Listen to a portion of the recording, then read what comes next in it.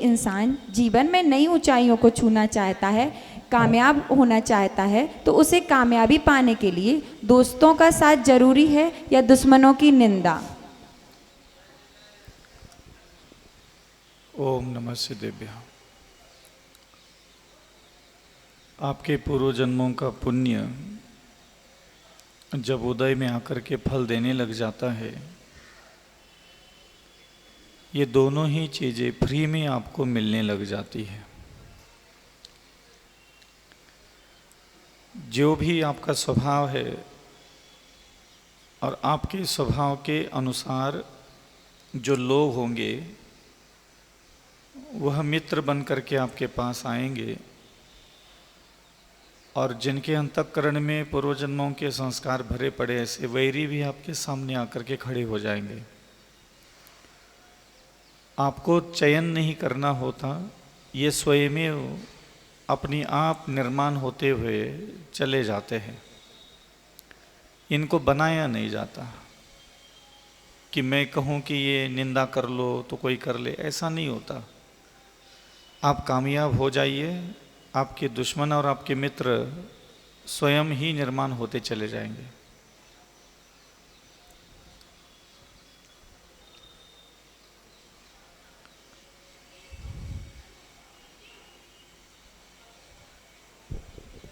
और अब जिज्ञासा लेकर आएंगी श्रीमती अनीता जी जैन, और इसके बाद तैयार रहेंगी श्रीमती शशि जी जैन अजमेर।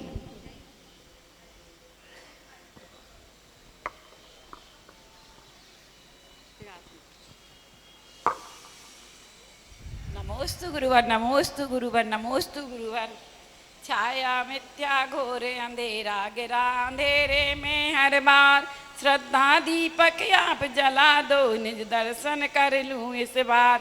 अभी चल सागर जिन राज आपका यह उपकार न भूलूंगी, जब तक श्वास रहेगी घट में तेरी ही जय बोलूंगी। हे गुरुवर, हमारा प्रश्न यह है कि सम्यक दृष्टि का स्थितिकरण क्या बासाल्य व प्रभावना से संबंध में होता है? प्रश्न नहीं समझ में आया मुझे।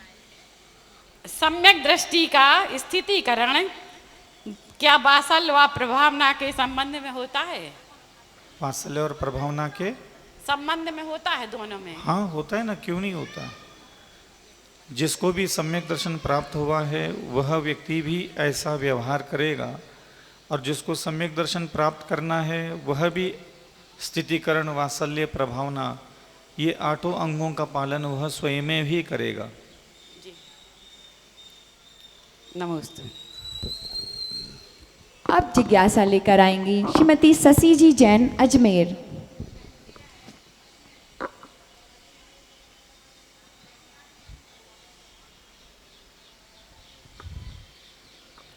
नमोस्तु गुरुदेव, नमोस्तु गुरुदेव, नमोस्तु गुरुदेव। गुरुदेव, मेरी एक समस्या है, सभी समाज की समस्या है कि दूसरी जाति की बहुएं घर में आ जाती है, हम उसे किस तरह से धर्म के मार्ग पे लगाएं, और इसमें माता पिता का क्या दोष है कि बहू घर में आ जाती है तो उससे कोई भी महाराज माता जी आहार नहीं लेना चाहते हैं, जबकि वो खुद माता पिता धर्म के मार्ग पे हैं, हर तरह से धर्म को पालते हैं, तो इसमें माता पिता का क्या दोष है? मेरी दोनों समस्याओं का आप समाधान कीजिए। कुछ ऐसे प्रश्न होते हैं जिसको सार्वजनिक रूप से प्रकट नहीं करना चाहिए। आप जहाँ भी रहते हैं, आप जिस नगर में रहते हैं वहाँ आसपास कोई ब्यारी का माता मुनि महाराज क्षुल्लक होंगे, आप वहाँ उपस्थित होकर के जो भी घटना घटित हुई है अथवा कुछ ऐसी परिस्थितियाँ उत्पन्न हुई है, तो निकट जो हमारे समाज के साथ जुड़े हुए साधु सन्यासी अगर कोई है वहाँ, तो वो और बेहतर आपको अच्छे से समझा पाएंगे।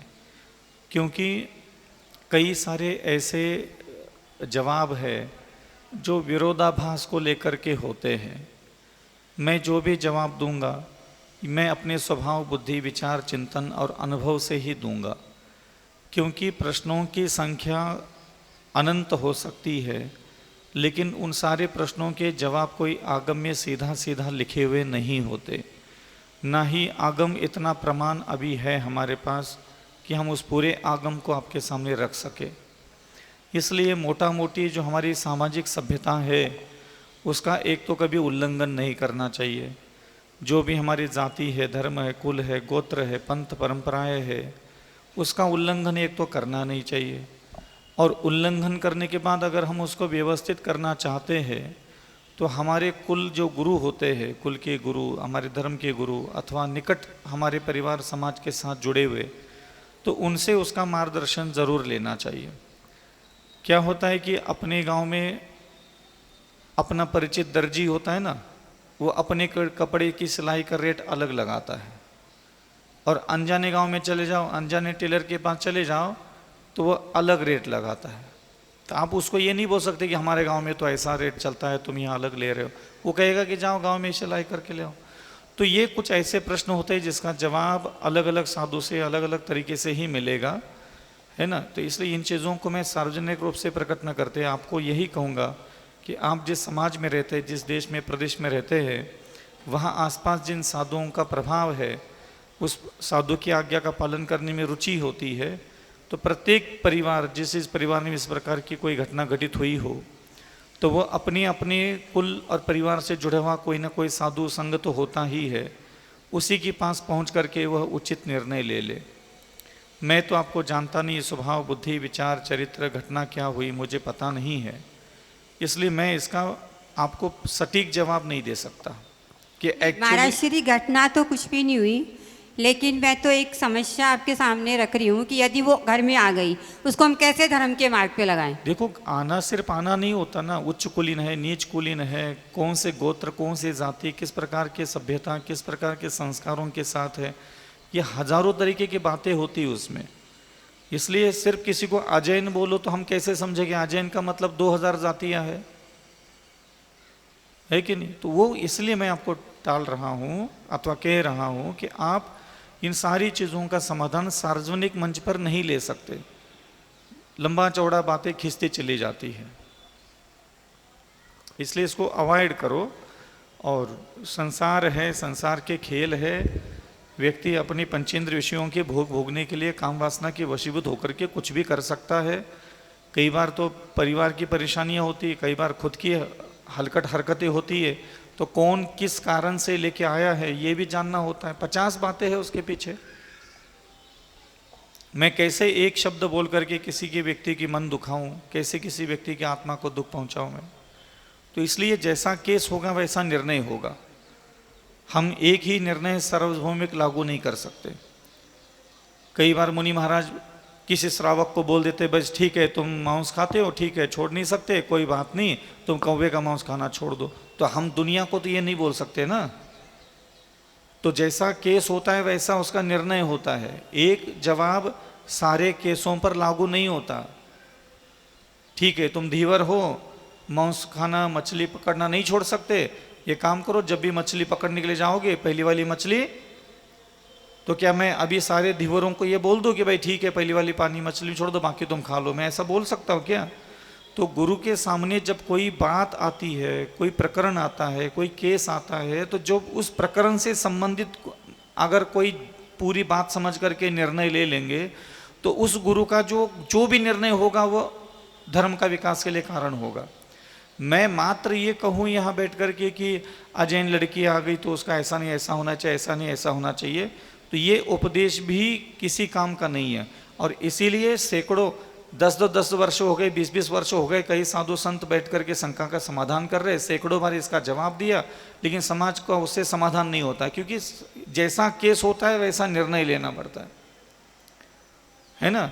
अब किसी भी घुटने के डॉक्टर के पास कोई जा करके बोल दे, घुटने के डॉक्टर साहब हमारे घुटने में दर्द हो रहा है, तो बताओ कौन सी गोली खाना चाहिए?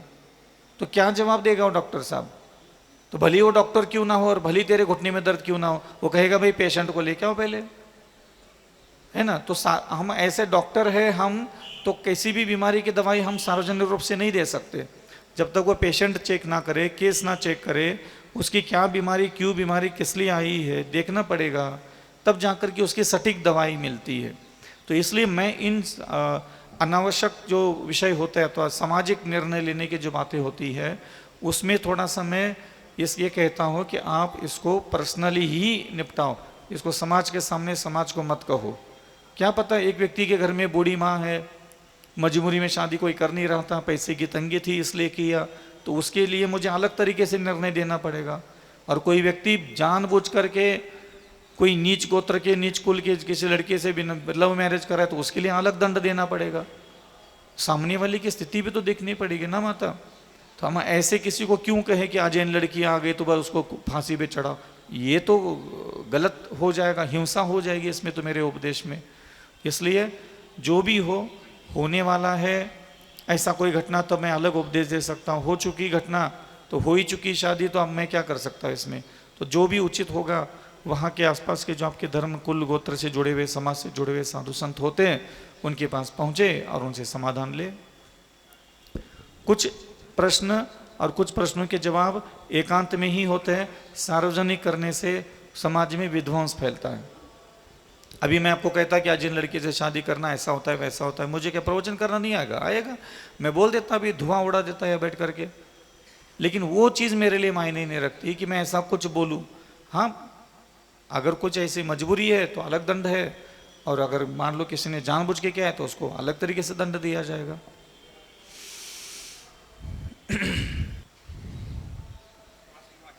हे अंतःकरण उपदेशक, हे सरल स्वभावी मुनिवर, आपके चरणों में नमोस्तु नमोस्तु नमोस्तु।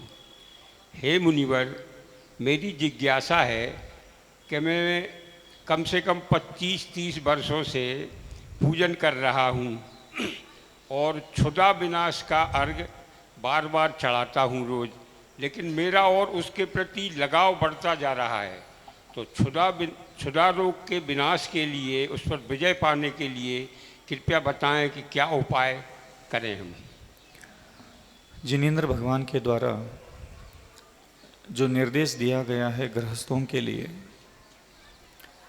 कि गृहस्थ जन्म जरा मृत्यु के ऊपर उठने के लिए भावना भाए,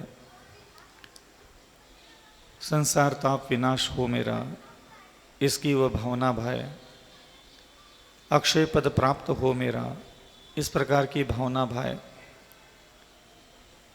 और चरु जिसमें भोजन से संबंधित। तो जब भी आप जिनेंद्र भगवान के पास जाते हैं अर्चना करने के लिए, दर्शन आदि करने के लिए, वंदन अभिवादन करने के लिए, पूजन करने के लिए, तो जब आप नैवेद्य हाथ में लेते हो तो अब आप भगवान जी से प्रार्थना जरूर करें कि हे अनंत भगवान, आपकी आज्ञा अनुसार मैं प्रतिदिन प्रातःकाल में शुद्ध आदि वस्त्र पहन करके आपके सामने उपस्थित होता हूँ, और आप मुझे कहते हैं कि मैं अविचल सागर अपनी क्षुधा पर विजय प्राप्त करूं। ठीक है भगवान, आपकी इच्छा है तो मैं जरूर अपनी क्षुधा पर विजय प्राप्त करने के लिए प्रयास करूंगा। लेकिन प्रभु, ऐसा नहीं है कि मैं क्षुधा के बिना अथवा भोजन किए बिना अपना जीवन निर्वाह कर सकता हूँ। मैं आज श्रावक अवस्था में हूँ, मेरा परिवार है, व्यापार है, मुझे आना जाना भ्रमण आदि करना पड़ता है, और मेरे शरीर की स्थिरता को लेकर के, इंद्रियों के प्राणों की रक्षा को लेकर के जब तक पर्याप्त मात्रा में अन्न मेरे उदर में नहीं पहुंचेगा तब तक मेरी इंद्रियां और मेरे प्राणों की रक्षा होना असंभव है। इसलिए मैं आपके द्वारा निर्दिष्ट कि एक ही बार भोजन करना, नीरस भोजन करना आदि आदि आपके द्वारा जो भोजन से संबंधित नियमावली दी गई है, उस प्रकार की कठोर नियमावलियों का मैं पालन नहीं कर सकता। लेकिन भगवान, मैं ज़रूर ये कोशिश करूँगा कि आपके द्वारा निर्दिष्ट जो प्रासुक भोजन है, मर्यादा के साथ भोजन है, जो अभक्ष्य वस्तु आपने ग्रहण करने के लिए मना किया है, जिन अभक्ष्य वस्तुओं में मद्य मांस मधु 5 औदुंबर फले और सप्त व्यसनों से जुड़ी हुई जितने भी ये अपवित्र अधिक हिंसा से युक्त मांसाहार आदि से युक्त यह भोजन मैं अपने पेट में कभी नहीं डालूंगा। हे महाप्रभु, मैं ध्यान रखूंगा कि जब भी मुझे संसार में भूख लगेगी, मद्य मांस मधु सप्त व्यसन अन्य भी जो कंदमूल आदि है, इसका सेवन किए बिना भी मैं अपना जीवन निर्वाह कर सकूं, ऐसी मैं एक भावना, मंगल कामना आपके सामने रखता हूं। दूसरी बात प्रभु, मैं गृहस्थ हूं तो ऐसा नहीं कि मैं एक बार भोजन करने से, एक बार जल लेने से मेरा काम चल जाए। मैं चाहता हूं कि जब जब मुझे प्यास लगे तब तक मैं पानी पीऊं। सुबह का नाश्ता, दोपहर का भोजन, शाम का थोड़ा स्वल्पाहार, इसकी मुझे अनुमति चाहिए। और ऐसा नहीं प्रभु कि आज आपके सामने मैं यह अर्घ्य चढ़ाने के लिए उपस्थित हुआ हूं तो आपसे कोई खाने की परमिशन मांग रहा हूं। मैं ये चाहता हूं कि ये जब जब मुझे प्यास लगे मैं पानी पीऊं, जब जब मुझे भूख लगे मैं खाना खाऊं। आज के पहले मैं खाना खाता था अपने शरीर की सुंदरता प्रकट करने के लिए, इंद्रियों को बल मिल जाए, भोग भोगने के लिए मुझे मदद मिल जाए। मैं सुंदर, कांति, तेज, हष्टता, पुष्टता, शरीर की लावण्य, शरीर का मेरा सुंदर शरीर, सुडौल शरीर बन जाए, बलवान शरीर बन जाए, मनमोहक मनोहारी शरीर मेरा निर्माण हो जाए, इसीलिए मात्र मैं भोजन करता था। लेकिन प्रभु, आज मैं आपसे जो अनुमति मांग रहा हूँ जल ग्रहण करने की और अन्न प्रासुक ग्रहण करने की, मैं चाहता हूँ कि आज के बाद मैं जब भी अन्न ग्रहण करूँ मात्र अपने प्राणों की रक्षा, इंद्रिय संयम, जिनेन्द्र भगवान की वंदना, तीर्थ वंदना, मंत्रोच्चारण, स्तोत्र पठन पाठन, अभिषेक, शांतिधारा, मेरे गृहस्थ के अनुकूल जो षटकर्म आपने बताए हैं वो षटकर्म मैं निरंतर पूर्ण रूप से, निर्दोष रूप से पालन कर सकूं। मैं इसीलिए मात्र आज के बाद अन्न ग्रहण करूंगा। हे भगवान, मैं अन्न ग्रहण करूंगा अपने परिवार का पालन पोषण करने के भावना से। मैं अन्न ग्रहण करूंगा मैं धनार्जन करने की भावना से, व्यापार आदि क्रिया की भावना से।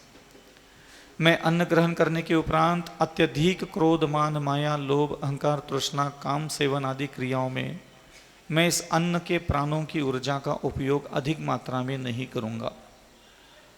मेरे अन्न के द्वारा मेरे शरीर में जो शक्ति उत्पन्न होगी उस शक्ति से अपने परिवार की रक्षा करते हुए देवगुरु शास्त्र की विनय, वैयावृत्ति, सेवा, शुश्रूषा, भक्ति और क्षमा, दया, करुणा, विनय, नम्रता, माधुर्यता, प्रियता, लघुता, नम्रता, वात्सल्य भाव, मैं स्वयं अपने हृदय में अनेक प्रकार के गुणों का वास हो। और प्रभु, मुझे पता है कि आपके द्वारा निर्दिष्ट शुद्ध प्रासुक भोजन, मर्यादित भोजन कोई व्यक्ति करता है तो उसके अंतःकरण का, उसके पूर्व जन्मों के कर्म के जो संस्कार थे, क्रोध, मान, माया, लोभ, अहंकार, तृष्णा, वासना आदि, ये सारे दुर्गुण क्षण मात्र में नष्ट हो जाते हैं, ऐसा हमने सुना है। इसलिए हे जिनेन्द्र भगवान, मैं अविचल सागर आपके सामने आज यह क्षुधारोग संबंधित आग्रह चढ़ा रहा हूँ। और मैं यह चाहता हूँ कि हे मेरे महाप्रभु, हे तीर्थंकर, हे गणाधिपति, हे मुनियों के नाथ, हे गौतम गधरादि गंधर्वों के परमेष्टि, हे देवताओं के भी नाथ, मेरा भोजन आज के बाद जब भी मेरे थाली में मेरे सामने उपस्थित होगा, रखा जाएगा मेरे लिए सेवन करने के लिए, मैं इस भोजन को बिना राग, बिना द्वेष, बिना घृणा, बिना आसक्ति, बिना ममत्व के, बिना किसी प्रकार के आसक्ति रखे, मैं इस भोजन को अपने उदर में मात्र गर्त पूरण के समान अपने प्राणों की रक्षा करने के लिए, अपने धर्म की रक्षा के लिए, अपनी इंद्रियों पर विजय प्राप्त करने के लिए शांत, सरल, सहज जो भी मिलेगा, खट्टा, मीठा, तीखा, चरपरा, कसायला, कभी रसदार भोजन मिले, कभी नीरस भोजन मिले, मैं दोनों ही भोजन में अपनी शुद्धता का और तेरी दी हुई कसौटी को ध्यान में रखते हुए बिल्कुल शांत परिणामों से उस अन्न को ग्रहण करूँगा। हे महाप्रभु, जब भी मैं इस अन्न को ग्रहण करूँ, मैं इस अन्न के प्रत्येक ग्रास पर, प्रत्येक कण कण में मंत्र संस्कार देना चाहता हूँ। मैं इस अन्न से प्रार्थना करता हूँ कि आज के बाद मेरे पेट में जितना भी अन्न का कण जाएगा, जितना भी अन्न मेरे पेट में प्रवेश करे, ये मेरे अंदर सारे क्रोध, मान, माया, लोभ को विनाश करने के लिए कारण बने। और आज के बाद मैं अपने पेट में जितना भी अन्न डालूँगा, मैं अन्न से भी ये प्रार्थना करूँगा कि यह अन्न मेरे पेट में जाने के बाद मेरे अंदर 10 धर्म का विकास हो, 12 भावनाओं का विकास हो, षोडश कर्ण भावनाओं का विकास हो। मैं देवगुरु शास्त्र का एक चिरकाल तक भक्त बना रहूं और युगों युगों तक, जन्म जन्मांतर में भी पुनः पुनः मुझे जैन कुल उच्च कुल की प्राप्ति हो। इसलिए मैं चाहता हूँ हे महाप्रभु, मैं मुनियों के जैसा एक बार भोजन, नीरस भोजन आदि नहीं कर पाऊँगा, लेकिन गृहस्थ के योग्य जो आपने निर्दिष्ट दिया है अन्न सेवन करने का, मैं उन सारी कसौटियों को ध्यान में रखते हुए इस अन्न को बिना किसी आनंद के, बिना किसी राग भाव के, बिना किसी द्वेष भाव, घृणा का भाव, आसक्ति का भाव, ममत्व भाव के शांत परिणामों से इस अन्न को सेवन करूँगा। और अंततोगत्वा जब मेरा दिगंबरी दीक्षा लेने का कभी विचार बने तो मैं संपूर्ण रूप से इस अन्न मात्र का, जल मात्र का त्याग करके आपकी शरण को प्राप्त हो करके इस पूर्ण रूप से क्षुधा के रोग पर विजय प्राप्त करके मैं भी आपके जैसा अरहंत और सिद्ध पद प्राप्त करने के लिए आज मन बना चुका हूँ। इसलिए हे महाप्रभु, मेरे गृहस्थ धर्म में मेरे द्वारा जितना भी अन्न आज के बाद ग्रहण किया जाएगा वो सारा अन्न मेरे गुणों के विकास के लिए, मेरे इंद्रियों पर विजय प्राप्त करने के लिए, मेरे दुर्गुणों का विनाश करने के लिए कारण बने और धीरे धीरे मेरे हृदय में तेरे लिए प्रेम, तेरे लिए भक्ति, तेरे लिए आस्था और गहरी होती चली जाए। ये संसार, विषय, भोग सब मेरे से धीरे धीरे अलग होते चले जाए। मैं चाहता हूँ ये अन्न मेरे इंद्रियों का, मेरे आत्मा का निर्माण करने में मुझे सहयोग करे। नमोस्तु भगवान। हे सरल स्वभावी। समझ में आ गया? हाँ, आ गया। हो तो भगवान के सामने जब अपन खड़े रहते हैं अर्घ्य चढ़ाने के लिए, तब भगवान जी से ऐसी प्रार्थना कर लेना चाहिए। उसको कहते हैं भाव पूजा। ये भोजन करने के लिए जितनी भी मान्य बातें की, ये किसके भाव थे? मेरे खुद के भाव थे। तो इसको कहते हैं भाव पूजा। और द्रव्य पूजा किसको कहते हैं? जो मेरे हाथ में नैवेद्य था, पेड़ा, बर्फी, गुजिया, केला और क्या, घेवर। हाँ, आप लोग क्या लेते हो तेरापंथी वाले? चटके। हाँ, चिटक। हाँ, चटक दरिद्री आदमी हो इसलिए तुम लोगों की क्षुधा दूर नहीं हो रही है। तो इस प्रकार हमें जिनेंद्र भगवान के सामने एक एक अर्घ्य को लेकर के ऐसे अपने विचार प्रकट करना चाहिए। इसको कहते हैं कि ये मेरे विचार है कि मैं अविचल सागर ऐसा चाहता हूँ। तो अभी आप लोग जब सुन रहे थे तो ये आपको आपके विचार ऐसा लग रहा था कि ये मेरे अविचल सागर जी के विचार ऐसा लग रहा था? मेरे विचार ऐसा। तो आपका भाव पूजा मतलब आपके विचार। भाव का मतलब क्या? विचार, स्वयं परिणाम, चिंतन मनन करना, इसको भाव कहते हो। तो आपके कहाँ भाव है क्षुधा पर विजय प्राप्त करने के? आपके तो भाव है ही नहीं। तो जब आपके काम वासना पर विजय प्राप्त करने के भाव है ही नहीं, विचार है ही नहीं, तो वह भाव पूजा कैसे मानी जाएगी फिर? तो आपके भी तो विचार हो कि हाँ मेरे क्षुधा का विनाश हो। तो ऐसे जिनेंद्र भगवान के सामने जब प्रार्थना होती है उसको कहते हैं भाव पूजा। बाकी सब तो हंसी खुशी पूजा होती है। महाराज जी, एक जिज्ञासा और है कि आयु कर्म का बंध क्या होता है और आयु कर्म कैसे होता है? यदि मेरा हो रहा है तो मुझे ज्ञात हो जाएगा कि मेरा इस समय आयु कर्म का बंध हो गया है। आयु का बंद हो रहा है तब किसी को कुछ पता नहीं चलता। होने के बाद थोड़ा बहुत पता चल सकता है। जैसे कि किसी ने देवायु का बंद किया हो, तो मान लीजिए मैंने देवगति का बंद किया, देवायु का बंद किया, पहले से हो गया मेरा, मान लो, तो स्वभाव से ही मेरा सद्धर्म में, सदाचार में, सभ्यता में, देवगुरु शास्त्र में रुचि बढ़ती चली जाएगी।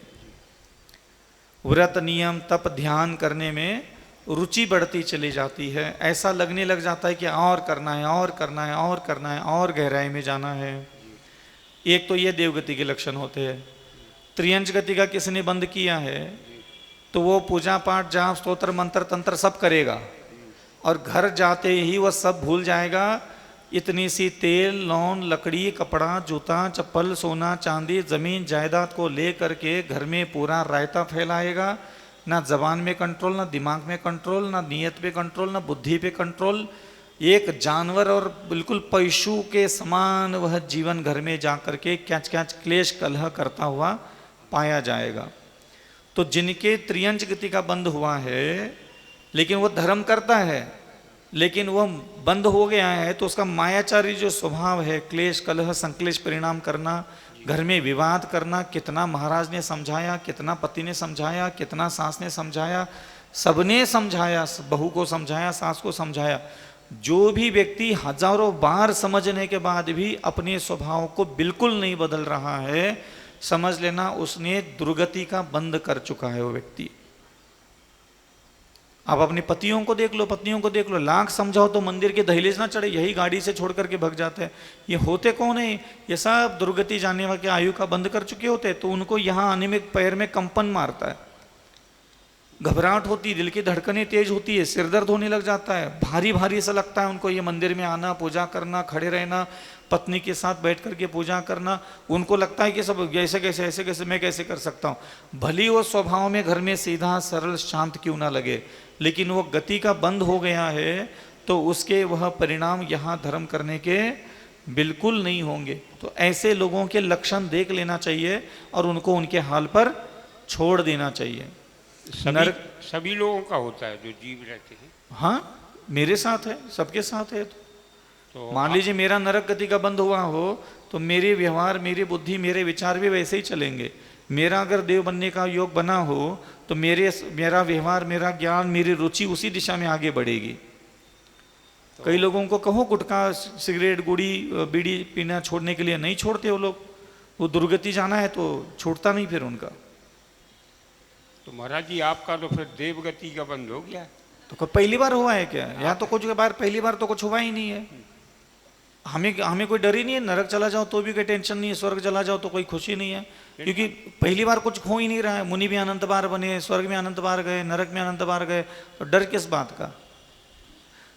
लक्षण के हिसाब से तो लक्षण देखो, लक्षण देव बनने के लायक नहीं बनाने के लिए मैं घर छोड़ के आया।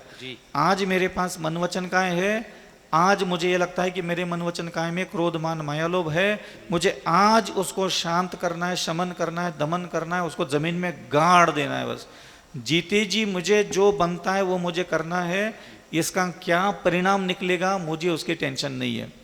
मैं अपने आप को क्षमावान, दयावान, सरल स्वभावी, परोपकारी, मृदुभाषी, सहिष्णु, जो जो भगवान मुझे बनते हुए देखना चाहते हैं, मेरे मन में, मेरी वाणी में, मेरे शरीर के प्रत्येक इंद्रियों में जो जो भगवान यहाँ मनुष्य शरीर के साथ, इस मुनि पद के साथ देखना चाहते हैं, मैं उसमें दिमाग ज़्यादा लगाता हूँ कि मेरे प्रभु ने मुझे कहा है कि हे अविचल सागर उत्तम क्षमावान बनो, तो मैं दिन भर मेहनत करता हूँ कि मेरे पास जो क्षमा हो वो उत्तम क्वालिटी की हो। जब भी मैं आंखें बंद करके बैठूं तो मेरा मन मुझे एक भी संसार का किसी इंसान का चेहरा द्वेष के रूप में ना दिखाए, वैरी के रूप में ना दिखाए।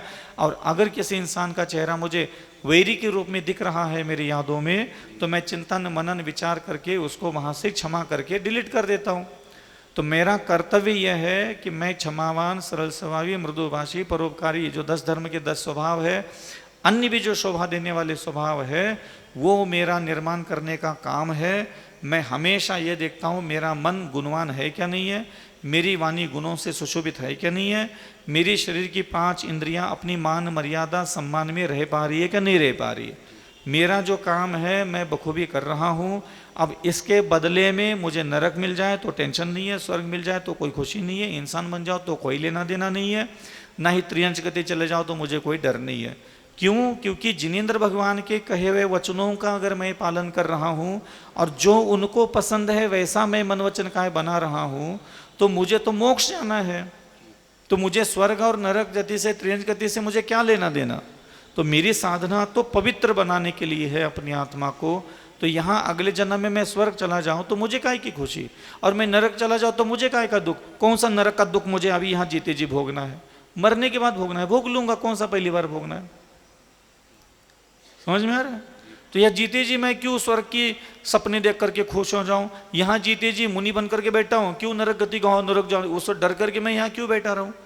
और इतना ही स्वर्ग जाने की खुजली और नरक जाने का डर है तो हरकतें तो सुधारो। तो बात तो वही की वही है कि भाई जब ठीक चाहिए कोई संसार में रिजल्ट, तो हरकतें भी ठीक रखो। तुम्हारी हरकतें तो ठीक है ही नहीं, क्योंकि जब भी तुझे पूछा जाता है कि तुम कितनी अच्छी हो बताओ, तो मंदिर जाती हो, पूजा करती हो, जाप करती हो, घंटा बजाती हो, आर्घ्य चढ़ाती हो, ये तुम अपनी अच्छाइयाँ बताती हो। तुम्हारे स्वभाव की अच्छाइयाँ बताओगी क्या? तुम बोलते कैसे हो, देखते कैसे हो, सुनते कैसे हो, सोचते कैसे हो, रिश्ते कैसे निभाते हो, नरक तो इन्हीं चीजों के कारण जा रहे हो ना। तो ये साधु संतों को क्या दिन भर मुंह उठा करके सुनाते रहते हो? मंदिर तो हम रोज जाते हैं, पूजा तो हम रोज कर लेते हैं, माला भी हम भर लेते हैं, रात्रि आलू खाना नहीं खाते, आलू नहीं खाते। ये किसको सुना रहे हो? ये बावला खुद है और दूसरों को भी बावला समझ के रखे ना। ये ऐसे लोग आते हैं हम लोगों के सामने अपनी बातें सुनाने के लिए। महाराज देखा नहीं, चालू हो गया महाराज इसको रात्रि भोजन छुड़वा लो, ये छुड़वा दो, वो छुड़वा दो।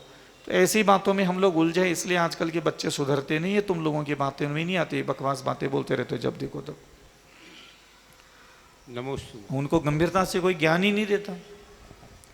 तत्पश्चात जिज्ञासा लेकर आएंगी श्रीमती जया जी जैन और इसके बाद तैयार रहेंगी श्रीमती चित्रा जी जैन।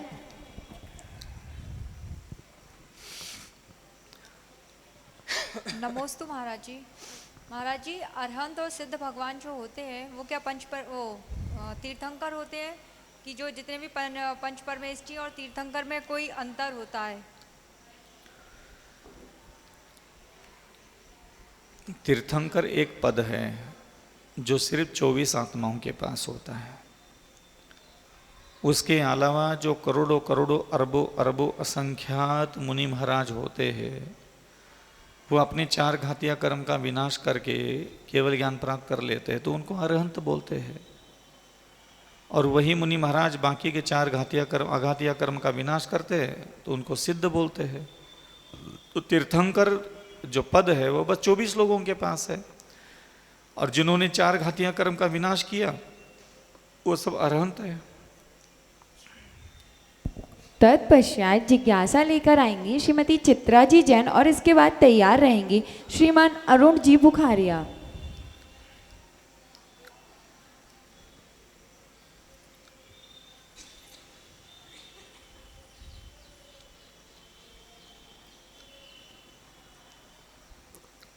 महाराज जी नमोस्तु।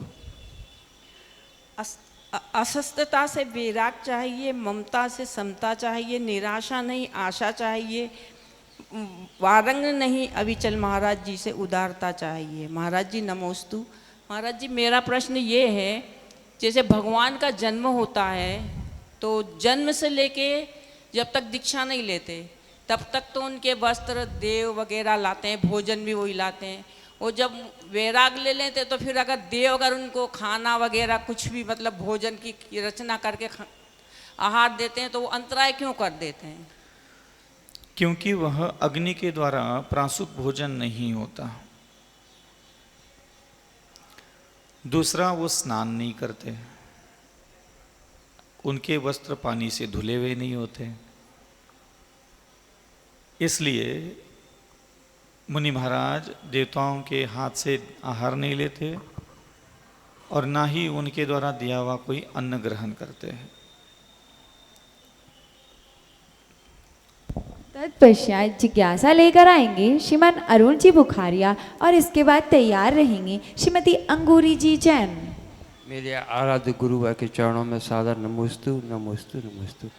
क्या महाराज श्री इस लोक के बाद क्या ऐसी भव के बाद जो है विदेश क्षेत्र में जन्म हो सकता है या नहीं हो सकता है? हो सकता है, कुछ शास्त्रों में उद्धरण तो आए हैं, बहुत दुर्लभ है। उत्कृष्ट द्रव्य, उत्कृष्ट क्षेत्र, उत्कृष्ट काल, उत्कृष्ट भव और उत्कृष्ट भाव की प्राप्ति के लिए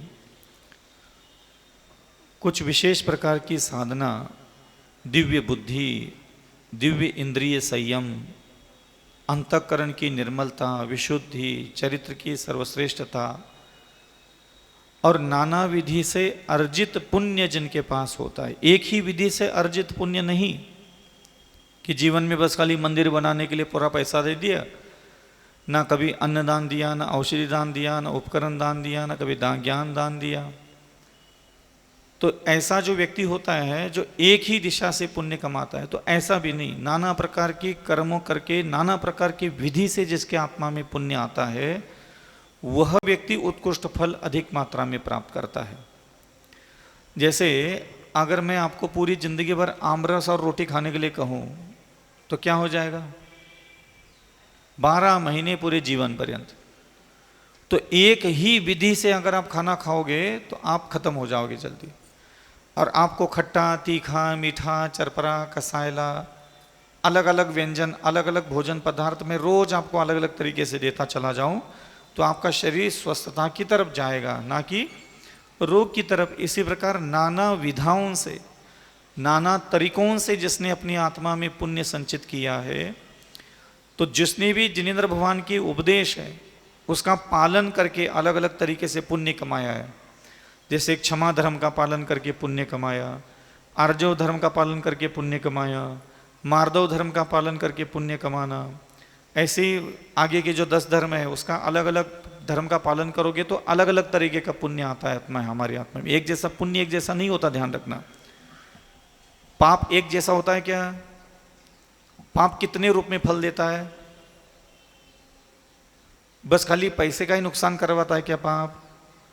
पाप करोड़ों तरीके से नुकसान करवा सकता है। समझ में आ रहा है ना? शरीर की पीड़ा अलग, शरीर में भी रोग अलग पैदा कर सकता है, मन के विकार अलग कर सकता है, पत्नी मरवा सकता है, बच्चे मरवा सकता है। पाप क्या नहीं करवा सकता? हजारों लाखों तरीके हैं तुम्हारे पाप कर्म को अलग अलग तरीके से फल देने में। ऐसे ही पुण्य भी अलग अलग तरीके का होता है।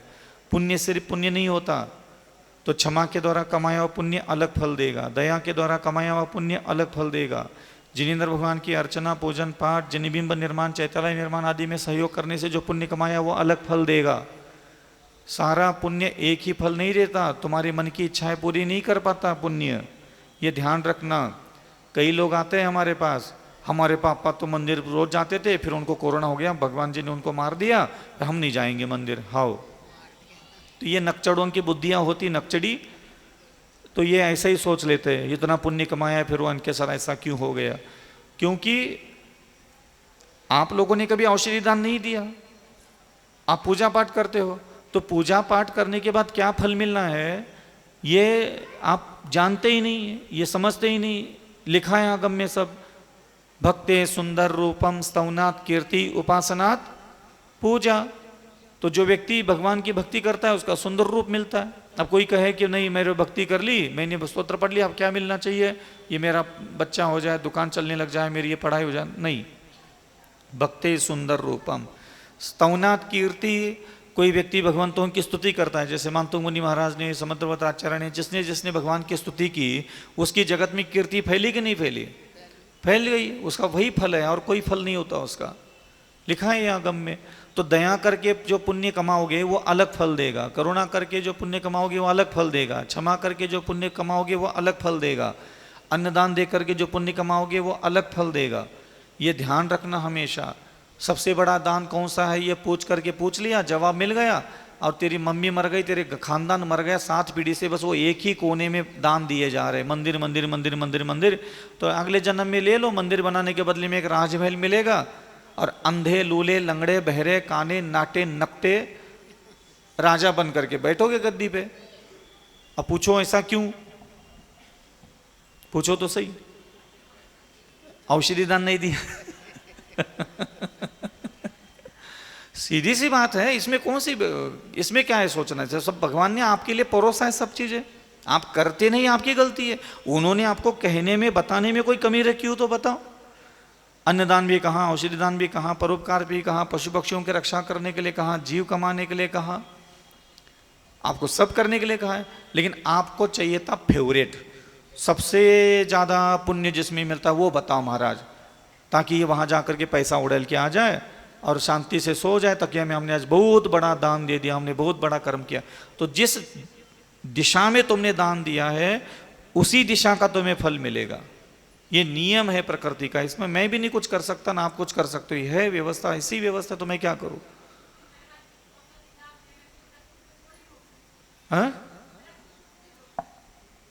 औषधि दान देने से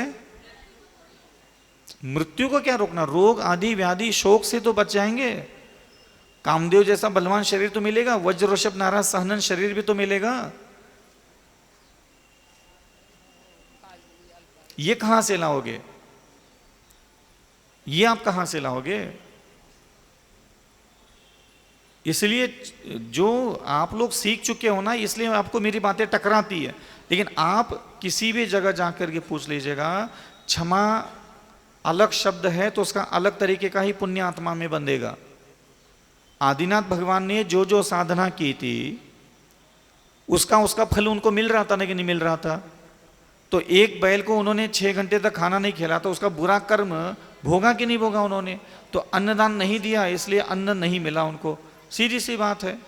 बाकी के सारी चीजें उन्होंने व्यवस्थित की थी तो बाकी की सारी चीजें व्यवस्थित है उनके पास, 63 रिद्धियां है उनके पास, केवल ज्ञान है, सॉरी 63 ज्ञान है, सब व्यवस्था चल रही है उनकी। बाकी की चीजों में कमी थोड़ी आ रही है। जो किया नहीं है उसका फल कभी नहीं मिलेगा। तुम कहो लो कि मैं बस स्तोत्र पढ़ती रहती हूँ, मैं तो सुबह शाम स्तोत्र मंत्र हो जाता है मेरा, अब मेरा सब न्यारा व्यारा हो जाएगा, मेरी शरीर की बीमारी भी ठीक हो जाएगी, बच्चे भी पास हो जाएंगे, पति की नौकरी भी लग जाएगी, दुकान भी धीरे धीरे चलने लग जाएगी, अब हमने मंदिर जाना चालू किया है। तो ये ऐसा तुम्हारा दिमाग गणित कहता है ना, तुम्हारे दिमाग से थोड़ी ना संसार चलता है, तुम्हारे ख्यालों से थोड़ी ना सृष्टि की व्यवस्था चलती है कि तुम कुछ भी सोच लो, तुम्हें सोचने में कौन सा पैसा लग रहा है कि हम रोज पूजा करते हैं हमारा सब ठीक होना चाहिए। क्या ठीक, सब क्यों ठीक होगा भाई? तुम अगर कंघी खरीद के लाए हो तो क्या ठीक होगा? नाखून ठीक हो जाएंगे, कपड़े ठीक हो जाएंगे, नाक ठीक हो जाएगी, दांत ठीक हो जाएंगे, क्या ठीक होगा? तो कंघी खरीद ली है तो बाल ही ठीक होंगे भाई। पूजा की है तो पूजा के बदले में जो ठीक होता है वही ठीक होगा, दुनिया की चीजें थोड़ी ना ठीक होगी। समझ में आ रहा है कुछ कह रहा हूं? औषधि दान देने के बाद आपकी दुकान क्यों चलने लग जाएगी? औषधि दान दे दिया तो आपका शरीर, शरीर से संबंधित रोग आदि व्याधि उपाधियां जितनी भी शरीर से जुड़ी हुई है वो आपके जीवन में कुछ समय के बाद नहीं आएगी, क्योंकि आपने उसी प्रकार का कर्म का बंधन किया है। अन्नदान नहीं दिया, कभी कभी दिया हो तो बताओ, किसी ने भी अपने हाथ से एक कुत्ते को भी कभी आज रोटी नहीं खिलाई होगी जैन धर्म में पैदा होकर के। मुंह जेब से पैसा निकाल करके कहीं कमेटी के काउंटर में फेंक के आ गए और इनके साथ खानदान ऐसे ऐसे टाली बजा करके भगे जा रहे घर। बहुत बुरे भोग भोगने वाले हो तुम लोग, बहुत बुरे भोग भोगने वाले हो। भगवान ने धन दिया, संपदा दी, बुद्धि दी, शास्त्रों का ज्ञान दिया, कभी जेब से 5 रुपए निकाल करके कभी किसी गरीब के बगल में नहीं खड़े होंगे एक टाइम की रोटी खिलाने के लिए। माँ मर गए, बाप मर गए, जो देखो सब काउंटर के सामने खड़े होकर के पैसे जमा करके रसीद लेकर के सीना चौड़ा करके हमारे मरे हुए बाप का नाम दीवार पे पुतवा करके मर्दानगी दिखा रहे हो। ऐसे भोगोगे ना बेटा अगले जन्मों में। बुला लेना इन कमेटी वालों को बचाने के लिए, पैसा तो होते ही जमा किए तो तुमने।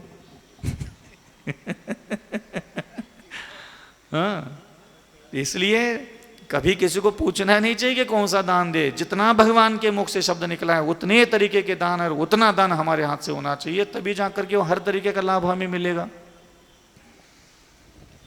समझ में आ रहा है? हाउ तो बोलो कम से कम। हाँ हाँ, हाउ माता कर तो लो पहले। तत्पश्चात जिज्ञासा लेकर आएंगी श्रीमती अंगूरी जी जैन और इसके बाद तैयार रहेंगी श्रीमती मयूरी जी जैन। महाराज जी नमोस्तु। महाराज जी, हे ऋषिराज नमोस्तु। मोहिनी कर्म को कैसे कम कर सकते हैं? क्यों करना है माते? करना है महाराज जी। जिएगी कैसे? कल बहुत की रोटी, ज्यादा मोह है। कल की रोटी कौन खिलाएगा तुझे? बहुत ज्यादा ही मोह है महाराज जी। तुम कर रही हो वो खत्म करो क्या दूसरे कर रहे वो खत्म करो? पहले बताओ। हम देखो, हम कर रहे हैं। नहीं नहीं नहीं, तुम कर रही हो वो जरूरी है। कल मंदिर में जाना, प्रभु के सामने, हे भगवान जी मेरा मोह तो मैं छोड़ नहीं पा रहा हूं और ना हमसे बने। हमने कल शाम को अविचल सागर जी पूछी हती, एक तो उन्होंने टाल दो, ऊपर से उन्होंने कह दिया कि हमें कर दो मोह और कर दो महाराज हमें मोह। तो भगवान ऐसा है, जब महाराज जी ने कहा है कि हम तो मोह करते रहे तो हम कर लेंगे, लेकिन एक काम करना भगवान, जो जो इस पूरे 3 लोक में मेरे ऊपर मोहित है उनके हृदय का मेरे लिए सारा मोह नष्ट कर दो। देखो तुम्हारा कोई नुकसान हुआ क्या इसमें बताओ? लेकिन तुम्हारा मोक्ष मार्ग 99% क्लियर हो गया। अब 1% क्या बचा है तुम्हारे अंदर? उनके लिए जो है बस वही बचेगा, वो भी तुम्हारा 2-4 साल में गल जाएगा। जब उसके हृदय में तेरे लिए मोह नहीं रहेगा तो तेरे अंदर की नागिन भी धीरे धीरे डोलना बंद कर देगी। हाँ, तो इसलिए ध्यान रखना, मैं कभी भी मैं दूसरों पर मोह करता हूं, ये मैंने कभी भी साधना बंद नहीं की। पहले मैं भगवान जी के पास जाता था और भगवान जी को ये बोलता था, भगवान जी तुमने तो कही है कि अविचल सागर मोह छोड़ दे, लेकिन हमसे ना बने। लेकिन भगवान एक काम करियो, अगर तुम्हें इतनी चिंता है हमारी, तुम्हें इतनी फिक्र है हमारी कि हम सही में मोक्ष चले जाए, तो हमने इतनी अच्छी भक्ति की हुई है, साधना किया होगा, तप किया होगा, तुम्हें याद किया होगा, तुम्हारे हमने कछु बातों को पालन किया होगा, तुम्हें लगता है कि हम तुम्हारे सच्चे भगत है, तो हम एक काम कर लियो, हमारे ऊपर जितने जितने लोग मोहित है उन सबका मोह खत्म कर दो। तो हमें ये रास्ता आसान लगा, ये बोल के देख लो। ये नहीं बोलोगे आप, भगवान से बोलते हैं, बोल के देख लो, आपको लग रहा है मजाक। मोह पर विजय प्राप्त करो। ध्यान रखना, कभी भी किसी व्यक्ति को मोह छोड़ने के लिए भगवान ने एक तो कहा ही नहीं है। ये ध्यान रखना गृहस्थों, आप लोगों को मोह नहीं छोड़ना हमें किसी का। हमें सावधान कहाँ रहना है, असभ्य मोह हमसे ना हो। हमारा पति, हमारी पत्नी, हमारा पुत्र, हमारे माता पिता, हमारे बंधु बांधव, मित्र, इष्टजन, परिजन है, ये हम मानव समाज में रहते हैं। हमें सब के साथ मोह, प्रेम, आत्मीयता, विश्वास एक जैसा रह करना चाहिए, एक दूसरों की चिंता केयर करते हुए। हमें इस बात से सावधान रहना चाहिए, मेरे हृदय का मोह कहीं पर पुरुष के साथ ना हो, मेरे हृदय का मोह कहीं पर स्त्री के लिए ना निकले, मेरे हृदय का मोह कहीं दूसरों की धन संपदा पाने के ऊपर ना लाल टपकाने लग जाए, मेरे हृदय का मोह कहीं दूसरों की जमीन जायदाद प्रॉपर्टी पर ना चिपक जाए। समझ में आ गया? तो ध्यान रखना, जिनेंद्र भगवान आपको अपनी पति, अपनी पत्नी, अपने पुत्र, अपने माता पिता पर मोह छोड़ने के लिए नहीं कह रहे। मोहांधकार विनाशनाय दीपम निर्वपामिते स्वाहा, ये गृहस्थों के लिए जो वहाँ कहा जा रहा है, ये अपने माता, अपने पिता, अपनी पत्नी का मोह छोड़ने के लिए नहीं कह रहे। ये कह रहे हैं भगवान कि असभ्य मोह, असभ्य राग, असभ्य प्रेम, जिस स्त्री के शरीर को देख करके मोहित होते हो, मोहित होकर के 20 साल से उसको हृदय में धारण करके बैठे हो, भगवान कहते हैं कि ऐसे व्यक्ति का मोह छोड़ दे जो अनैतिक है, असामाजिक है, पाप है, अधर्म है। तो जो धर्म के अनुसार स्वीकार की हुई पत्नी है, जो धर्म के अनुसार स्वीकार किया हुआ पति है, जो हमारे वंश वृद्धि के लिए हमारे घर में रत्न कुल दीपक उत्पन्न हुए हैं, हमारे वृद्ध माता पिता है, हमारी दुकान स्वयं की है, हमारी कमाई, गाड़ी कमाई, मेहनत की कमाई, हमारा पैसा है, हम खुद इस पर मोह नहीं करेंगे तो क्या पड़ोस वाले करेंगे? इसलिए ध्यान रखना, ये मोह छोड़ना नहीं चाहिए, करते रहियो। यही सभ्य मोह आपको देवगति, सदगति प्रदान करेगा। समझ में आ रहा है? हाँ, आप लोगों की ये जो मोह माया छोड़ो, मोह माया छोड़ो, ये जो प्रवचनों में सुनने को मिलता है, ऐसे लगत महाराज जी के संसारी में फंस के रह गए। नहीं रे माता, आप ऐसा क्यों सोचते हो कि संसार में फंसे हैं? चिंतन किया करो अच्छा अच्छा, ऐसा नहीं सोचते। हमारा भी आज हम 30 साल 40 साल बचे हमारे पास, और पता नहीं अब हार्ट अटैक दोबारा कब आएगा, निकल जाए। देव बनेंगे, वहाँ हमें देवियाँ मिलेगी, वहाँ से आकर के हम राजा महाराजा मंडलेश्वर महामंडलेश्वर चक्रवर्ती बनेंगे, वहाँ भी हमें रानियाँ मिलेगी, घर गृहस्थी मिलेगा। बात बेटा कभी भी घर गृहस्थी कीचड़ नहीं होता। हमेशा घर गृहस्थी को गाली देने की इच्छा अगर हो रही है कि महाराज कीचड़ में फंस गए, पाप में फंस गए, ते कचो शांति नहीं है, ध्यान रखना, संसार में संन्यास लेने में भी कोई शांति नहीं है। तुमसे ज्यादा रायता तो इते फैलता है। समझ में आ गया? साधना करना है, सही में कल्याण करना है, तो मोह छोड़ना, पति छोड़ना, पत्नी छोड़ना, पुत्र छोड़ना, ये मत छोड़ो, इनसे कुछ नहीं होगा। सबसे पहली बात, दुख सहन करना सीखो। अब बताओ, यहां मुझे कितना दुख होता है, ललितपुर के लोग कभी चिंता नहीं करते। ललितपुर के लोग आकर के कभी ये नहीं पूछते कि महाराज आपके स्वास्थ्य कैसा है, आहारचर्या कैसी हुई, आपको क्या क्या चाहिए, क्या नहीं चाहिए। मुझे 4 महीने में किसी ने पूछा। बताओ मेरे को दुख हो रहा है कि नहीं हो रहा है? तुम्हारा दुख इससे कुछ अलग है क्या? मेरा पति मुझे पूछता ही नहीं, घर में इज्जत नहीं है, सुनता ही नहीं है, यही दुख तेरा है, यही दुख मेरा है। समझ में आ रहा है? तो दुखों का विनाश कहीं कुछ नहीं होता। तुम चाहे वहां बैठ करके दुख सहन करो, यहां बैठ करके यहां के दुख सहन करो। तो जब दुख सहन करने में ही हमारा भला है, तो भगवान थोड़ी कहते हैं कि मुनि वाला दुख सहन करो तो ही तुम्हारा कल्याण होगा। गृहस्थ में रहते हुए गृहस्थी का दुख भी सहन करोगे तो भी अगले जन्म में मोक्ष चले जाओगे। ये किसने कहा है ऐसा कि मुनि बनो और इधर यहाँ करके गर्मा गर्म बिल्कुल तपस्या करो तो जल्दी कल्याण होता है ना। घर में रहिए, माता पिता पति पत्नी सास ससुर, इनका स्वभाव अलग अलग होगा, बुद्धि अलग अलग होगी, विचार अलग अलग होंगे, हरकतें अलग अलग होगी, तृष्णा वासना कामना बढ़ी चढ़ी घटी होगी, नाना प्रकार के वो परेशानी पैदा करेंगे। वहाँ शांत रहना, सरल रहना, मृदु रहना, सहन करना, खुद को सीता माता के जैसा पति के पीछे दुपट्टा पहन करके भी निकलना पड़े तो उतना भी अपना मन तैयार करके रखो ना। जब उते रह करके अपने भाग्य में जो है खाने के लिए तैयार नहीं हो तो कल माता जी बन जाओगे तो चौके में जय नहीं मिलो, लौकी नहीं हनी, नमक नहीं डालो, पापड़ नहीं बनी, तुम्हारे यहाँ गुजिया नहीं बनी थी, क्या बात है, कहा तुम्हारे यहाँ जय नहीं बनो तो फिर तुम यहाँ बैठ करके भी जय करोगे। समझ में आ रहा है कुछ कह रहा हूं? ध्यान रखना बेटा, गृहस्थी से मुक्ति होने का नाम मोक्ष मार्ग नहीं है और संन्यास लेने से कोई फ्री में नहीं मिलती। हमें अपने अंदर की मूर्खता से खुद को मुक्त कराना है और अपने अंदर की मूर्खता का विनाश वहां भी बैठ के किया जा सकता है, यहां भी बैठ के किया जा सकता है। तो तुम्हारे अंदर मूर्खता है कि ये मेरा पति है, ये मूर्खता खत्म कर दो, रह लो उसके बगल में, तुम्हें क्या जा रहा है उसका। ये अन्न मेरा नहीं है, ये आत्मा अन्न खाती नहीं है, ये नव मल द्वारा बहिगनकारी और ये शरीर में जाते ही मलमूत्र निर्माण करता है, हड्डी मवाद मांस निर्माण करता है, इसके क्या खुशी से खाना। ये सोच करके घर में चाहे खाना खा लो, चाहे सन्यासी बन करके ये सोच करके खाना खा लो। तो जो सोच करके मैं भोजन करता हूं वो सोच करके तुम भोजन करो, तुम्हारा कल्याण होगा। क्या मैं आहार नहीं करता, क्या रोज आहार करता हूं, जो तुम खाते हो मैं भी खा रहा हूं, तो मेरा कौन सा कल्याण हो रहा है। इसलिए बेटा ध्यान रखना, घर गृहस्थी के साथ अगर आपका द्वेष भाव उत्पन्न हो रहा है, समझ लेना आपने अभी सच्चा ज्ञान जिनेंद्र भगवान का प्राप्त ही नहीं किया है।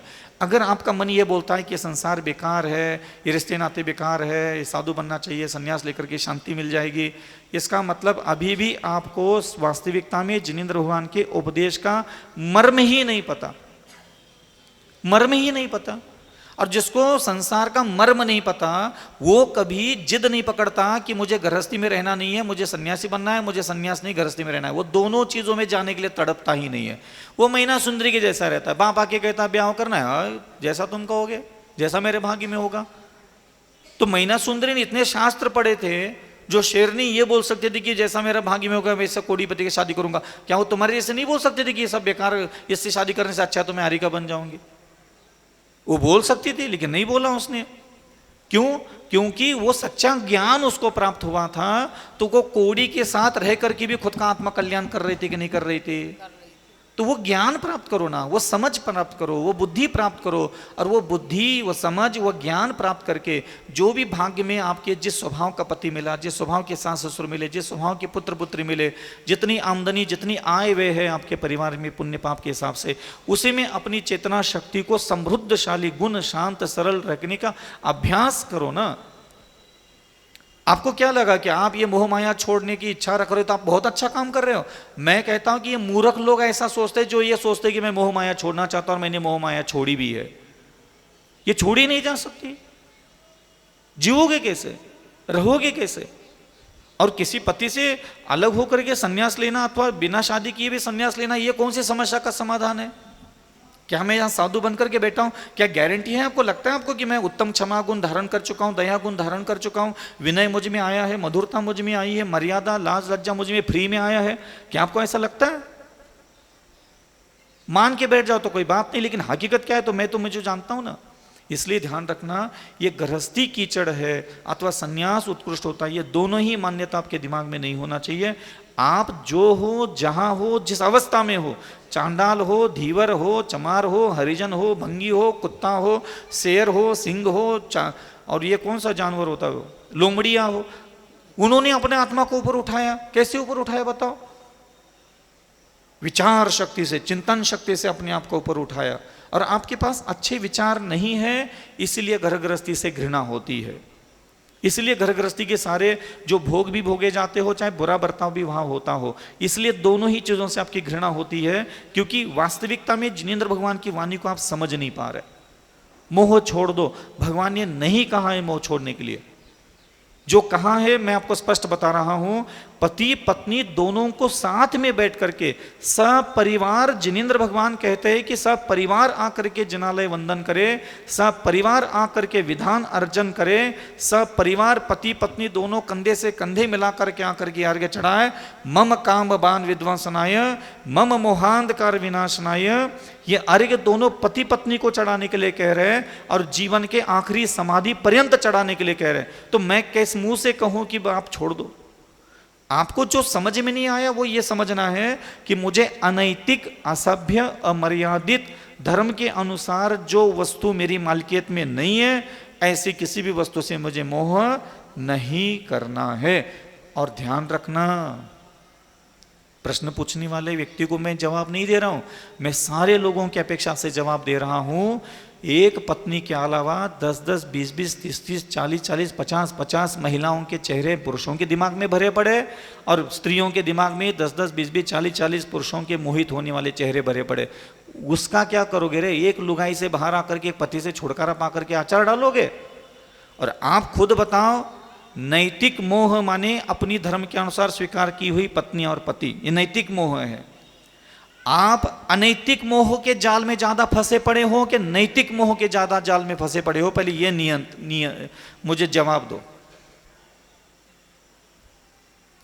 अनैतिक मोह ज्यादा है, अधार्मिक मोह ज्यादा है, जो हमारे अख्तियार में नहीं है, जो हमारे अधिकार में नहीं है, जिसको हमने धर्म के अनुसार जो हमारे घर में दिमाग जीवन में नहीं आया, उन वस्तुओं का कितना मोह दिमाग में धारण करके बैठे हो? उसका क्या लेना देना? उसका कौन हिसाब किताब चुकता करेगा? नहीं तो वो पुष्पढ़ाल मुनि महाराज जैसी हालत हो जाएगी। बैठे थे 12 साल तक मुनि बनकर के अपनी पत्नी को स्मरण करते हुए। कहानियां क्यों लिखी ये सारे ग्रंथों में? ताकि आप जहां हो वहां अपने आत्म कल्याण के लिए रास्ता ढूंढो, उससे अलग होने की कोशिश मत करना। ये ध्यान रखना हमेशा, नहीं तो आपके पास फिर अज्ञान है और अज्ञान कभी भी धर्म करने, अज्ञानी व्यक्ति का धर्म भी सुख नहीं देता। इसलिए ज्ञानी के छिन्नमाई त्रिगुप्तिते सहज डरे थे। जो जहां है, अब देखो 2 मुनि महाराज आसमान से आ गए, वो शेर को कुछ कह दिया, शेर ने वही अपने आत्मा के परिणाम बदल गए, वही प्राण छोड़ दिए, देव बन गया, महावीर भगवान आके बन गया। इसलिए माते आपके भाव बहुत अच्छे है कि मैं मोह छोड़ दूं महाराज, और आपके इस प्रश्न के कारण न जाने कितने लोगों को ज्ञान की प्राप्ति हो गई। तो आज का प्रश्न बहुत अच्छा था आपका, लेकिन ध्यान रखना मोह छोड़ना नहीं। भगवान से प्रार्थना करो, मेरे हृदय में जो अनैतिक मोह है, असभ्य मोह है, अपवित्र मोह है, अनावश्यक वस्तुओं से जो मेरी मालकियत में चीजें नहीं, मैं उसका भी मोह लेकर के बैठा हूं, वो तो छूट जाए पहले। समझ में आ रहा है? हाँ। ओम नमः सिद्धेभ्य।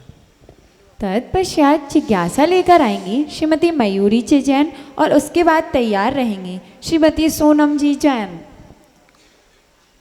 भगवान से कौन कौन प्रार्थना करेगा कल? भगवान हम मोह नहीं छोड़ पाते, लेकिन हमारे ऊपर जितने लोग करते हैं सबका हृदय का मोह खत्म कर दो। कौन बोलेगा? बोल दोगे? लगता है बहुत परेशान हो। कोई नहीं माते, जियोगे कैसे बिना मोह के, बिना साथी संगाती मित्रता के? अकेले जीवन जियोगे कैसे? बताओ ना बेटा। वो जी लो।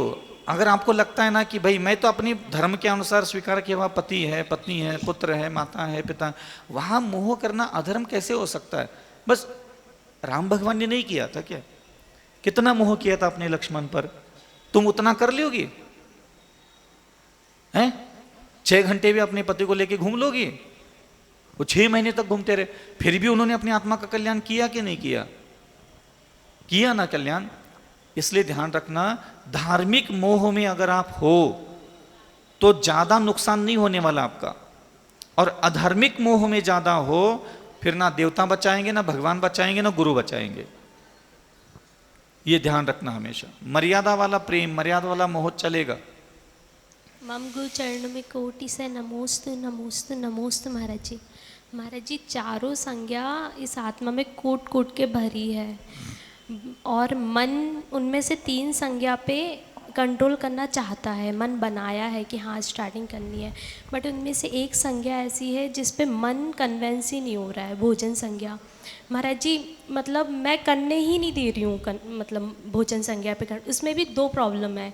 एक तो हर चीज़ पे से मतलब भोजन संज्ञा में दो दिक्कत है। एक तो ये कि महाराज जी हर टाइम दिमाग में यही चलता रहता है कि इसमें न्यूट्रिशन वैल्यू ज़्यादा है, ये बनाऊँ ये खिलाऊँ, तो एक तो दिमाग इसमें उलझा रहता है। और दूसरा महाराज जी टंग की प्रॉब्लम, मतलब ऐसा लगता है जीवन में कभी आलू छोड़ ही नहीं पाऊंगी, क्योंकि फुल्की के बिना तो रह ही नहीं सकती। मतलब मन ना उसमें तृप्ति मानता है, उसमें परम आनंद सुख मानता है। ऐसे सिर्फ एक चीज़ नहीं, कई चीज़ें हैं। तो कैसे मन को स्टार्टिंग की हाँ करना है इसमें कंट्रोल? देखो क्या है, साधना के जब भी कोई व्यक्ति साधना मांगता है या फिर साधना के लिए मुझे कहता है, जैसे आपने मुझे आहार संज्ञा को लेकर के कहा, तो पहली बात तो हम साधक की उम्र देखते हैं। तो आपकी उम्र में अभी आपको चिंतन मनन विचार विमर्श भोजन के बारे में करते रहना चाहिए। आहार संज्ञा का मतलब यह नहीं होता कि मैं अपने भोजन के बारे में विचार भी ना करूं, मुझे क्या सेवन करना चाहिए, मुझे क्या सेवन करने से शरीर में स्वस्थता लाभ मिलेगा, मुझे किस प्रकार का भोजन करने से मुझे आनंद की प्राप्ति होगी, ये ध्यान रखना। जिनेंद्र भगवान बहुत अच्छे उपदेशक है। उन्होंने कभी नहीं कहा कि भोजन का आनंद मत लो। हमेशा कुछ भी भोजन करो, रसदार भोजन हो चाहे नीरस भोजन हो, वह आनंद पूर्वक होना चाहिए। आनंद अगर खत्म कर रहे हो तो आप समझ लेना जिनेंद्र भगवान की वाणी का पालन नहीं कर रहे। जैसे मान लीजिए मेरे मीठा और नमक छोड़ दिया, अब मैं जहां आहार के लिए खड़ा रहता हूं, दुखी हो रहे, दुख हो रहा है उससे, मुझे निगल नहीं रहा है, गुटक नहीं रहा हो, चबा नहीं जा रहा हो, ताकत नहीं आ रहा हो, लहरा रहा है, चक्कर सा आ रहा है, तो हाँ, तो ये क्या है, ये दुखी हो गया। तो वास्तविकता में वो त्याग नहीं माना जाता। तो मेरा त्याग भी मुझे आनंद दे, तो वो मेरा त्याग धर्म बन गया। और अगर आप गृहस्थ में हैं तो थोड़ा बहुत आपके लिए तो ये संसार है ना, तो आप अपने भोजन के लिए, अपने पति के भोजन, पुत्र का भोजन, अपना भोजन, परिवार के वृद्ध लोगों का भोजन के लिए आपको विचार करना चाहिए। पहली बात, जिसमें विटामिन्स है, मिनरल्स है, पोषक तत्व होते हैं, ये भी आपको ध्यान रखना चाहिए। इसके बारे में भी आपको विचार बहुत अच्छे से करना चाहिए और इसके प्रति सावधान भी होना चाहिए। साथ में ये भी ध्यान रखिएगा, जिस प्रकार आप न्यूट्रिशन का विचार करने के लिए कहा, कौन से ऋतु में कौन सा भोजन करना चाहिए, कौन से ऋतु में किस अन्न की कितनी मर्यादा है, ये भी आप अन्न का ज्ञान रखिए अपने पास।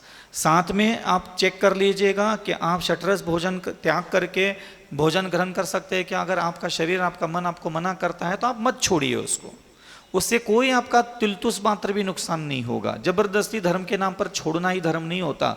वास्तविकता में सम्यक बुद्धि से भोगों को, सम्यक भोगों को सम्यक बुद्धि से भोगना भी धर्म होता है, और मिथ्या भोगों को सम्यक बुद्धि से छोड़ना भी धर्म होता है।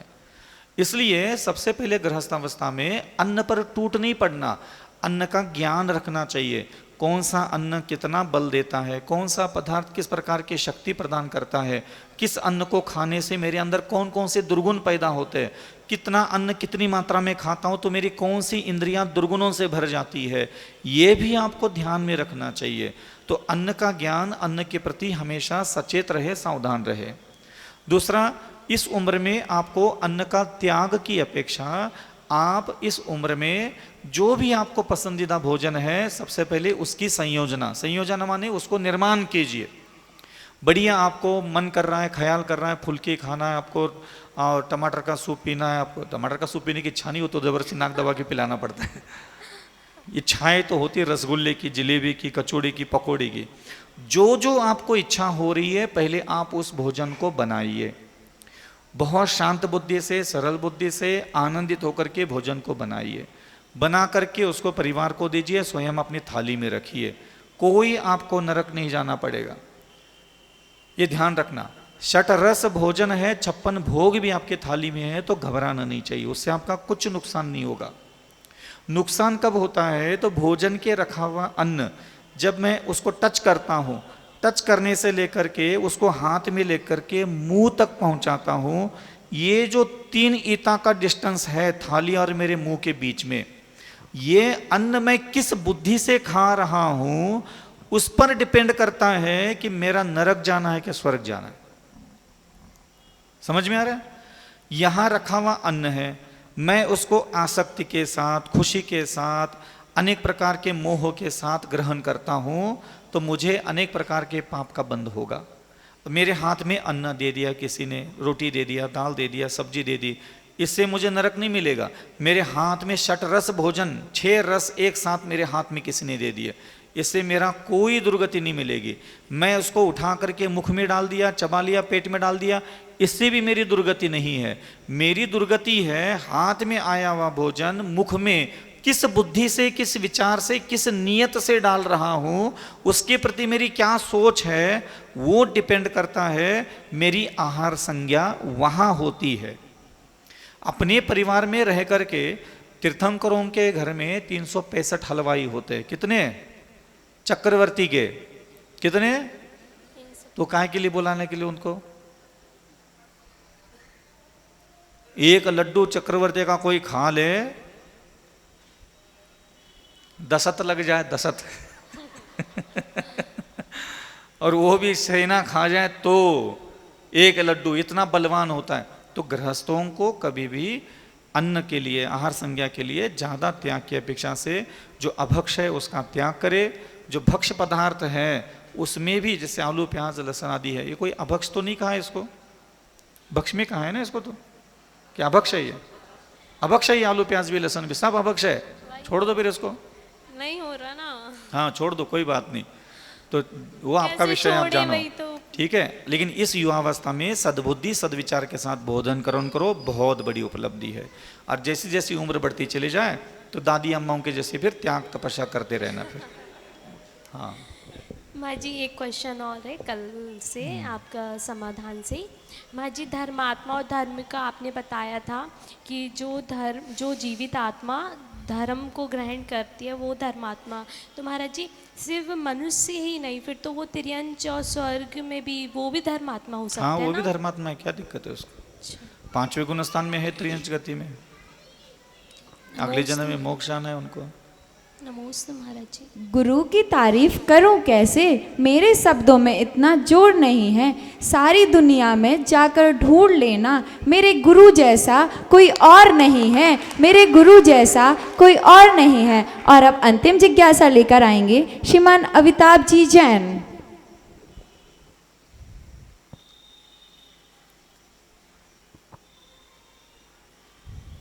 परम पूज्य गुरुदेव अविचल सागर महाराज जी के चरणों में बारंबार नमोस्तु नमोस्तु नमोस्तु।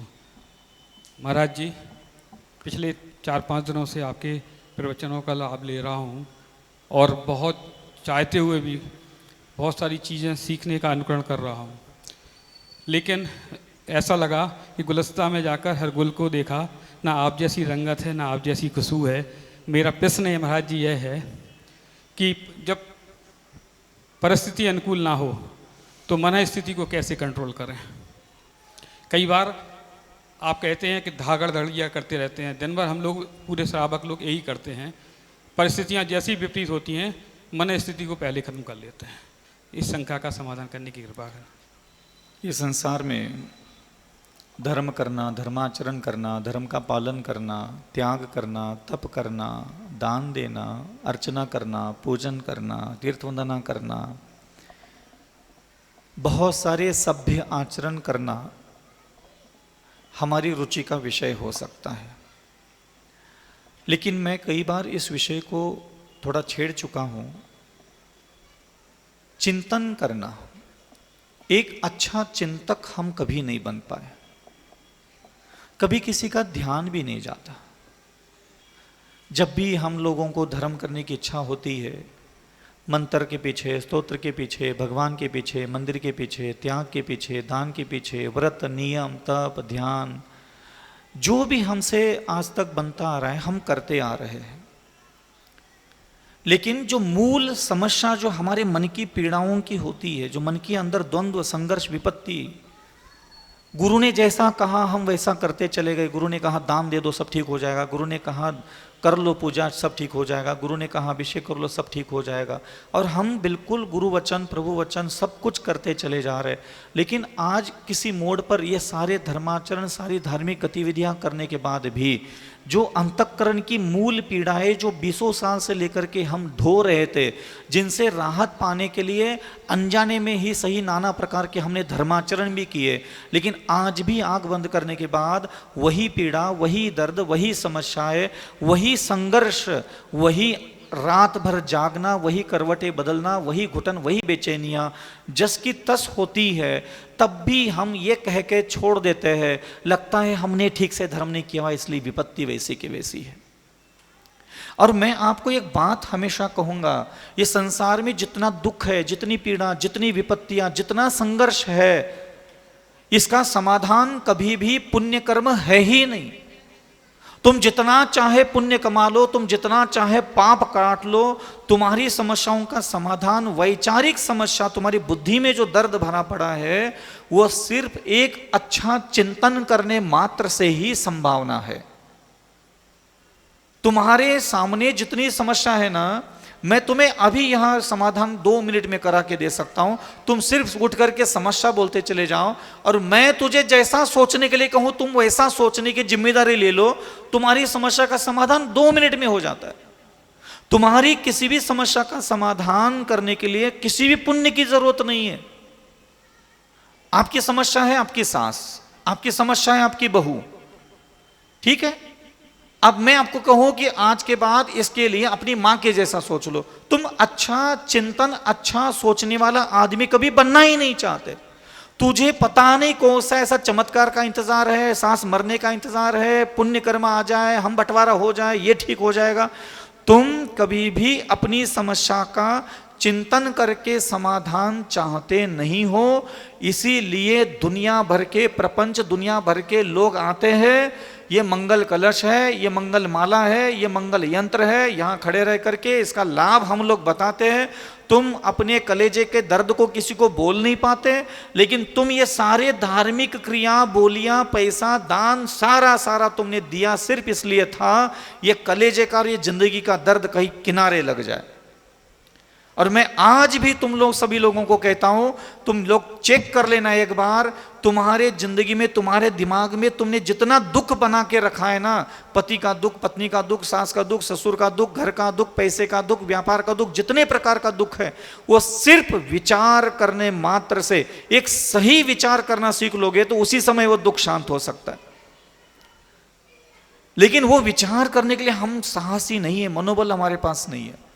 3 लाख किसी ने आपकी उधारी डुबाई है, बहुत दर्द हो रहा है। अब मैं कहूं कि सोच लो, वो दान दिया दो तुमने अविचल सागर जी को, तुम वो सोचने के लिए तैयार नहीं।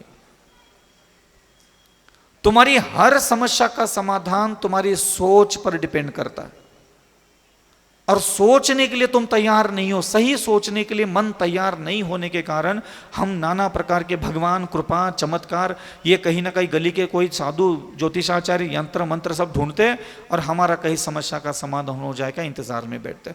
आप खुद कागज में लिख लो अपनी सारी समस्या, और सारी समस्याओं में से 90% समस्या सिर्फ आपकी सोच बदलने से ही वो शांत होने वाली है। समझ में आ रहा है कुछ कह रहा हूं? हकीकत है बेटा। ये पता नहीं, ये लोगों को मंत्र की महिमा, कलशों की महिमा बताकर ये कलश रख लो बच्चा हो जाएगा, कलश रख लो ये हो जाएगा, ऐसा होता ना? अरे समझते नहीं आप लोग। कपड़े पहनने वाले व्यक्ति को ना आगे से, ना पीछे से, ना दाएं से, ना बाएं से, ना ऊपर से, ना नीचे से, कहीं से भी सुख नहीं मिलता। ये जानने के बाद हम लोग यहां आकर के नागा बाबा बने। ये सही है क्या गलत है? और हम यहां बैठ करके आज तुम्हें कह रहे हैं कि जय कर लो तुम्हें सुख मिलेगा। ये सही है क्या गलत है?